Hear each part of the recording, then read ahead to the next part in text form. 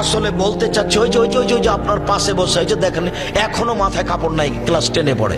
এই হলো শয়তান, এটাই শয়তান, এটাই। এর বাপ অশিক্ষিত, এর মা অশিক্ষিত, এর বংশ অশিক্ষিত, এর বাপ অশিক্ষিত, এর মা অশিক্ষিত। জন্ম দিতে পারলেই বাপ হওয়া যায় না, ক্ষমতার নাম বাপ। প্রসাব করাতে পারলেই মা হওয়া যায় না, ক্ষমতার নাম মা। জন্ম দিতে পারলে বাপ হওয়া যায় না, ক্ষমতার নাম বাপ। প্রসাব করাতে পারলে মা হওয়া যায় না, নীতির নাম মা। এই মেয়ে, তোমার বাপ নেই, তোমার মাথায় কাপড় নেই কেন? তোমার মাথায় কাপড় নেই কেন? কি দেখাতে চেয়েছো তুমি আমাকে? কি বলতে চাও তুমি আমাকে? কি বলতে চাও? তোমার বাপ তো একজন কাপুরুষ মানুষ, কিছু বলতে পারে না। তুমি কি মনে করো আমি তোমাকে ছাড় দিয়ে কথা বলবো? তুমি এটা হিসাব কি পেয়েছো? তুমি একজন মুসলমানের মেয়ে, তোমার বাপ মুসলমান, তোমার মা মুসলমান, তোমার বংশ মুসলমান। তুমি মাথায় কাপড় না দিয়ে চলো কি করে?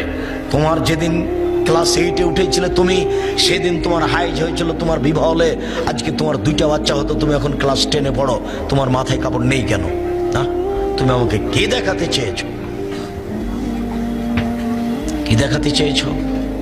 মা হলে 4টে জিনিস লাগে, মার জন্য 4টে জিনিস লাগে। জাবেরের ভাষাতে বোঝা যাচ্ছে, জাবের রাদিয়াল্লাহু তাআলা বলছেন, আমি তালাকপ্রাপ্ত মেয়ে বিবাহ করেছি, আমি কুমারী মেয়ে বিবাহ করিনি।